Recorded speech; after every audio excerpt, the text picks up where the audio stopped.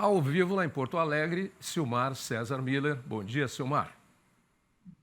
Bom dia, meu caro Otávio. Bom dia aos nossos amigos do Terra Viva. Antes dos nossos outros destaques, o que temos hoje no mercado da economia? Vamos lá, mercado financeiro. O dólar ontem subiu, agora está recuando. Uma queda até bastante expressiva, 0,8%. Cotação da moeda americana em R$ 5,70 neste momento. Basicamente refletindo a ata do Banco Central, que foi divulgada agora pela manhã, que a gente vai comentar daqui a pouquinho. E isso deu uma virada aqui no mercado, dólar a 5,70 nesse momento. Mercado de ações em alta, 0,5% o índice Bovespa na B3 de São Paulo. Mercado de commodities, começando pelo petróleo, alta de 0,7%, 72 dólares e 80 o tipo Brent negociado na Bolsa de Londres. Mercado de commodities agrícolas, ontem o petróleo teve uma alta forte, refletindo a nova medida do presidente americano Donald Trump de impor uma tarifa contra o petróleo da Venezuela. Isso praticamente impede a exportação de petróleo venezuelano, especialmente para os Estados Unidos, um tarifaço aqui de 25%. Isso acabou influenciando os preços do petróleo na própria Bolsa dos Estados Unidos, que também acompanha os preços do combustível. Mercado de commodities agrícolas. Grãos na Bolsa de Chicago com predominância de quedas. O milho caindo 1,2%, soja também menos 0,4%, agora há pouco. Trigo também com queda, 0,6%. Arroz em casca em Chicago, também referência aqui para o mercado internacional, queda também de 1,3%. Na Bolsa de Nova York, café com alta, café arábica, 0,8%. O outro tipo de café que o Brasil também produz, também com alta, na Bolsa de Londres, 1,1%. Referência para o nosso Conilon. Açúcar também com alta de 1,1%. Cacau também sobe, 2,9%. Na contramão aqui temos uma queda forte do suco de laranja, hoje 4,4%. E o boi gordo no mercado sul B3 também com pequena queda de 0,2% nesse final de manhã de terça-feira, também. Esse é o retrato dos principais mercados neste segundo dia da semana, por enquanto. Bom, vamos lá, então, seguindo com informações que quem nos acompanha já vem sabendo de tudo isso. O Banco Central prometeu um novo aumento da taxa Selic para a decisão de maio, mas de menor magnitude, segundo detalhes da ata do Comitê de Política Monetária, o Copom, divulgados hoje. O Banco Central avaliou que os dados discutidos na última reunião do Copom, realizada na semana passada, sugerem moderação no ritmo da economia brasileira, mas que atualmente é um elemento necessário para a redução das pressões inflacionárias. A instituição também indicou alta na taxa básica de juros no próximo encontro, em maio, mas com menor intensidade. Na última reunião, a Selic subiu 1 ponto percentual.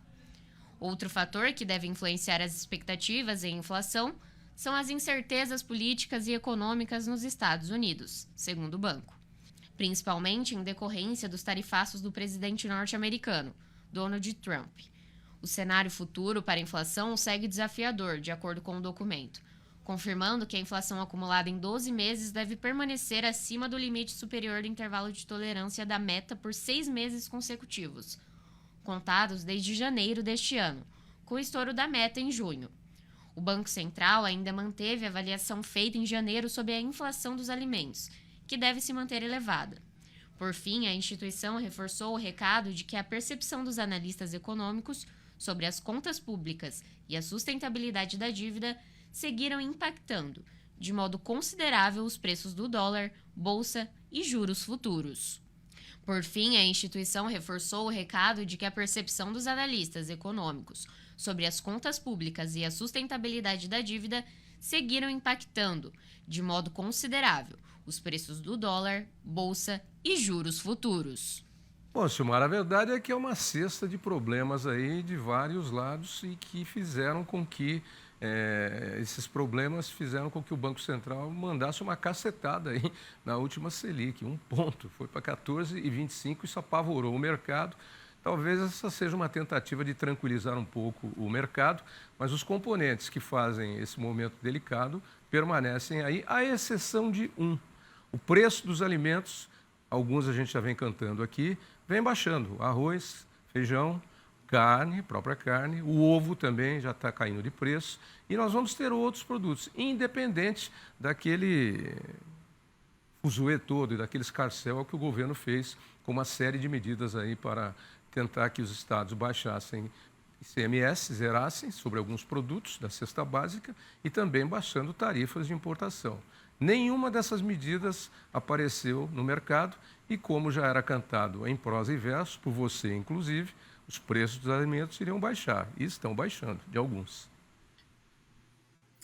Pois é, Tavinho, olha, o Banco Central, é a chamada ata aqui do Copom, dá aquela revisada geral e lança algumas prospecções aí mais para frente com relação à taxa de juros, com relação à economia como um todo, ou seja, todo o conjunto de fatores que levam à decisão sobre alta ou queda da taxa básica de juros da nossa Selic.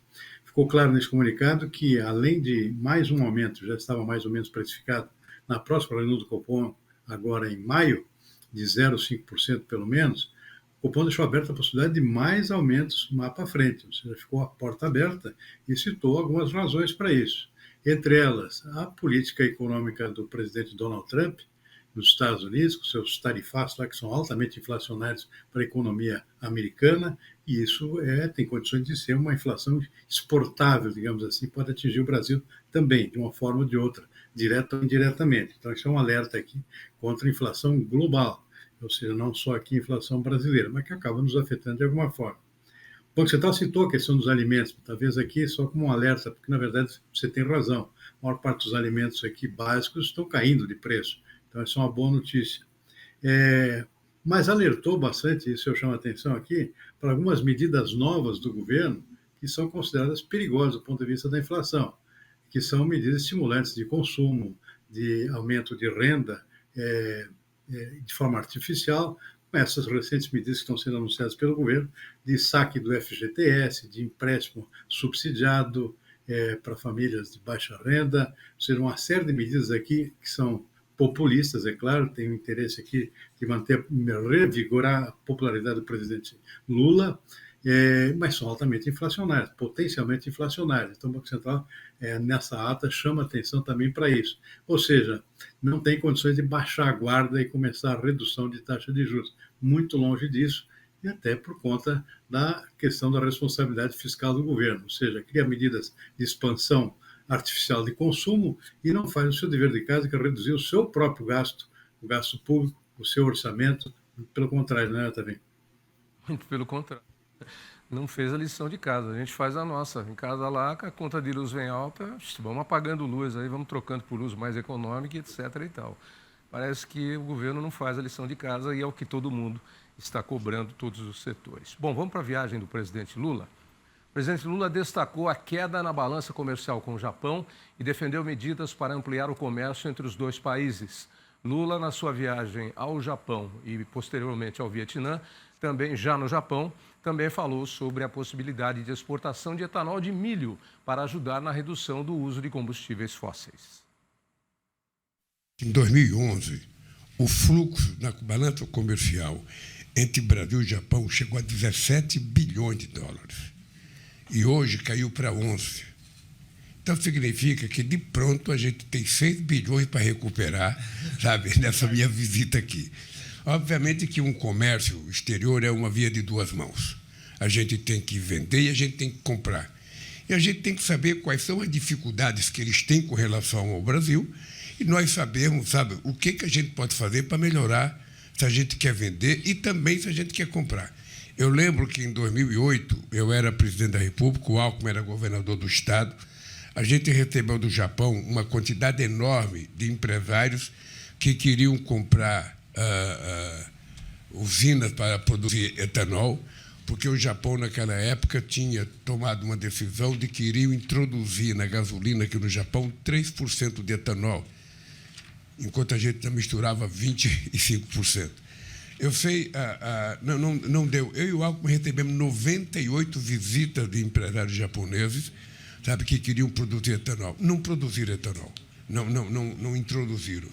Nós agora estamos percebendo o crescimento da transição energética com hidrogênio verde, com muita energia limpa, e o Brasil está dando um salto de qualidade na questão do etanol. A gente está pensando em elevar para 30, sabe, a mistura, tanto da gasolina quanto do biodiesel, e nós vamos conversar com o primeiro-ministro, sabe, se o Japão utilizar 10% de etanol na gasolina, é um salto extraordinário, não apenas para que a gente exporte, mas para que eles possam produzir no Brasil.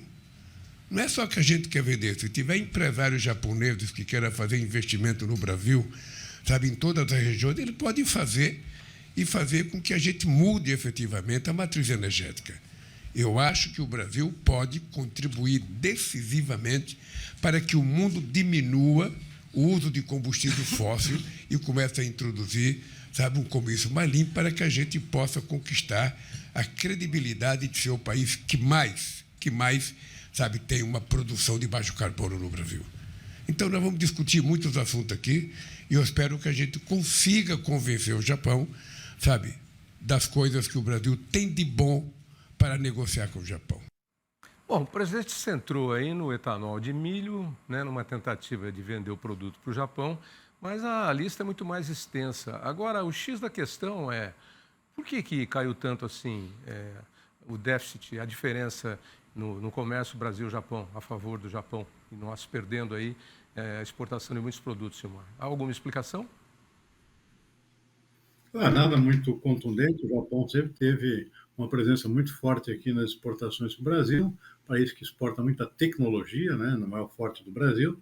O Brasil é mais exportações de alimentos, é o grosso das nossas exportações para o Japão, além de minério de ferro, aço, esse tipo de coisa. Então, já existe uma certa defasagem já há algum tempo, não chega a ser uma novidade.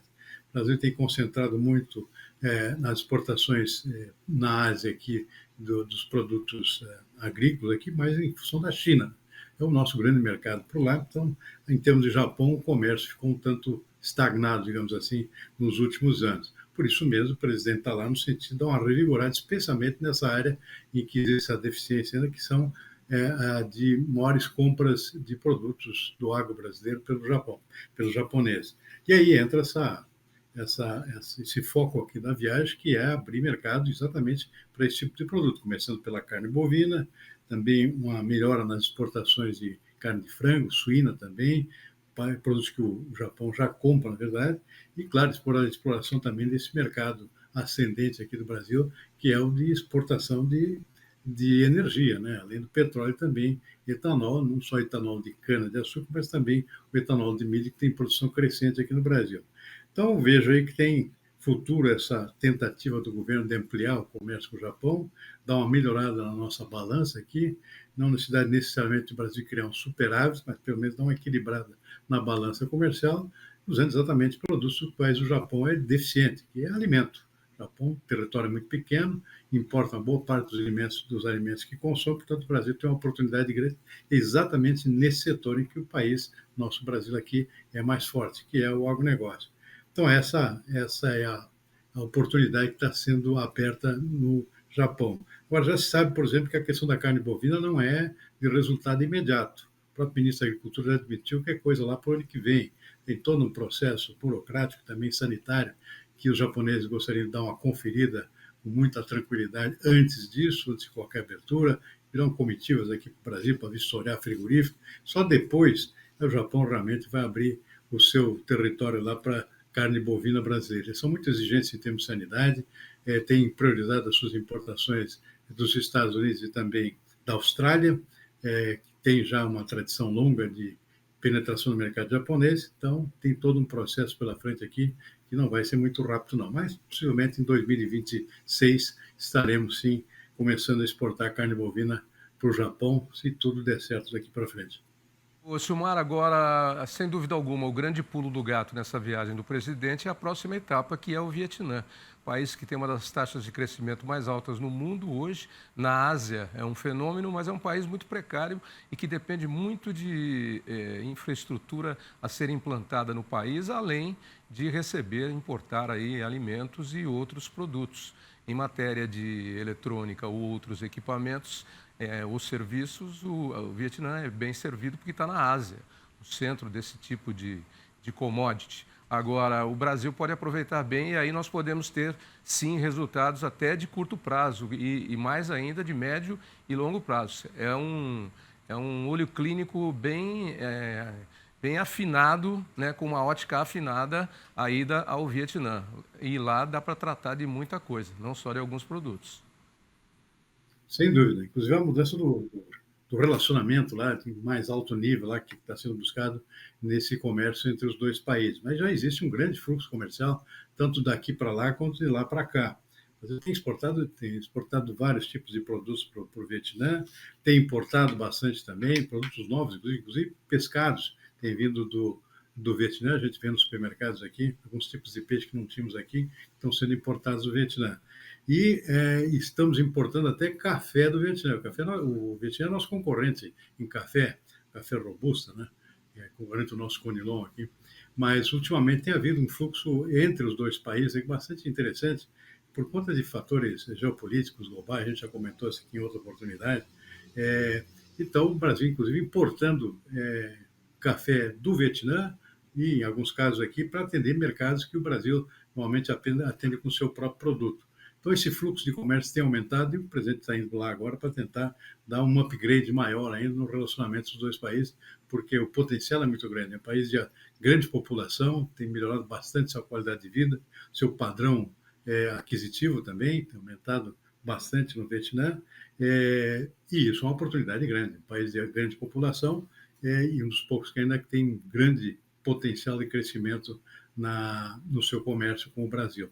Assim como o Brasil já fez com a China, está fazendo com o Japão, nesse caso aqui ampliando, que já existe um fluxo grande, tem feito com a Indonésia, que é um gigante também, com uma grande população, a população maior que a brasileira, inclusive. Então, só faltava o Vietnã entre os grandes da região para dar uma ampliada no comércio, que já está indo bastante bem. Há muita esperança aí nessa viagem. Silmar, a língua inglesa, né, ela é pobre, perto da nossa, que é descendente do latim. O inglês é saxônico. Então, as frases são muito objetivas e não dão muito margem para a interpretação de duplo sentido. Mas na nossa língua, que é o português, dependendo do que você fala e como você fala, dá uma interpretação. Por exemplo, se alguém dissesse para você que a inflação pode surpreender positivamente nesse ano, você poderia interpretar isso de várias maneiras, né? Para um lado ou para o outro. Bom, vamos... Eu entenderia realmente como queda, né? Vamos lá. Vamos lá. Foi o que disse o ministro da Fazenda, Fernando Haddad, que previu que a inflação pode surpreender positivamente neste ano, a avaliação que considera a safra recorde estimada e a desvalorização do dólar em relação ao real. Eu acredito que nós podemos nos surpreender positivamente com a inflação já desse ano. Eu acredito que nós possamos nos surpreender positivamente, em virtude de safra, em virtude do comportamento do câmbio, até em virtude do que a geopolítica está nos reservando, que eu penso que pode ser o oposto do que está sendo projetado.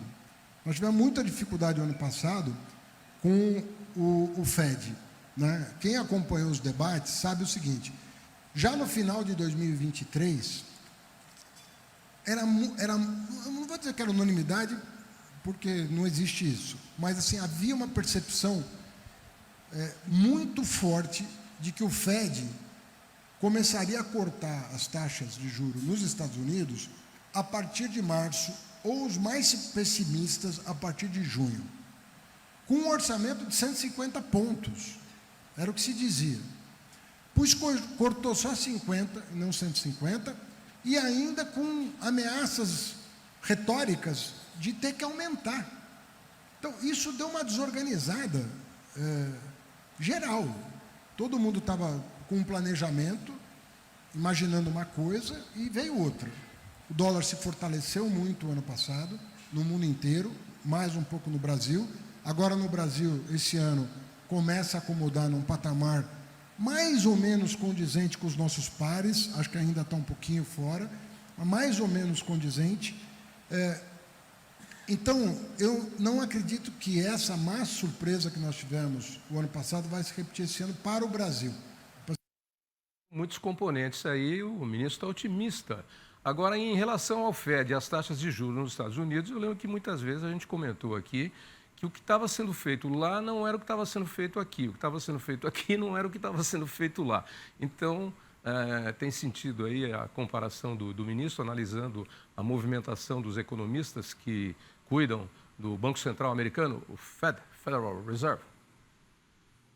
Olha, o ministro tem razão em alguns pontos aqui, está falando aqui de uma tendência de queda nos preços dos alimentos, é verdade, isso já vem acontecendo, a gente já tem visto aqui uma queda até muito mais acentuada do que se imaginava nos preços do arroz, por exemplo, alimento básico aqui no Brasil, está caindo demais o preço, está preocupando bastante os produtores, por exemplo, agora, porque já estão caindo abaixo do custo da produção, então é uma boa notícia aqui em termos de inflação, a queda dos preços do arroz. O feijão também tem caído bastante de preço, ou seja, 2 alimentos básicos.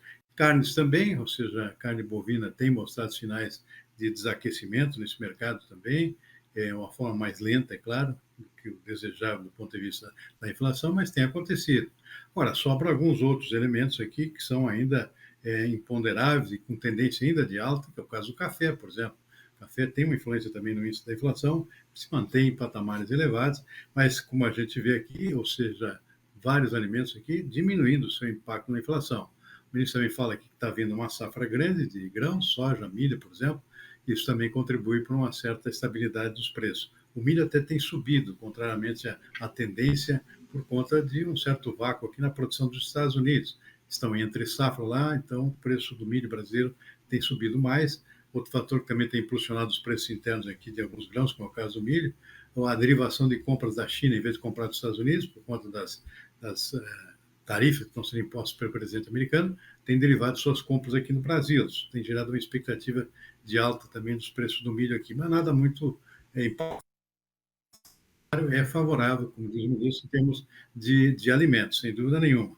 Agora, tem um imponderável ainda que se chama Donald Trump. Ele está otimista com Donald Trump, lá com a sua política de tarifaços lá, mas a maioria dos economistas aqui entende exatamente o oposto, ou seja, uma tendência de estagnação da economia americana, como é no mundo, tendência de inflação mais elevada, o que também não é bom para ninguém. E isso pode impactar aqui negativamente na inflação brasileira também. Então, esse é um imponderável ainda que tem pela frente. O ministro está otimista, mas aí não tem a unanimidade, não, de outros que acompanham esse cenário para esse ano. Tavinho. Legal, obrigado aí pela participação. E todo dia, quando eu estou olhando o noticiário, já logo que eu abro cedinho, 5h30 da manhã, eu já estou de pé por aí, já vou ver as coisas, eu sempre procuro a notícia pitoresca do dia. E a de hoje é essa. Tem mais contrabando de ovo na fronteira americana do que de droga. Eu não sei se é verdade, mas a notícia foi divulgada desse jeito. O ovo está valendo... Quem diria, hein? Quem diria, Silmar? Houve uma repressão grande ao contrabando de droga pelo novo presidente americano, então caiu efetivamente, e nesse meio tempo aconteceu a crise do ovo nos Estados Unidos, então foi uma explosão de contrabando de ovo do México para os Estados Unidos, né? Está acontecendo ainda, o ovo virou artigo de luxo lá agora, e inverteu-se a situação, não entra droga mais, mas entra ovo. O cartel de Sinaloa está mandando carretas de ovos para os Estados Unidos ao invés de droga. Está valendo mais que cocaína no momento. Tchau, amigo. Até amanhã. Abraço. Ótima terça. Até amanhã. Boa tarde.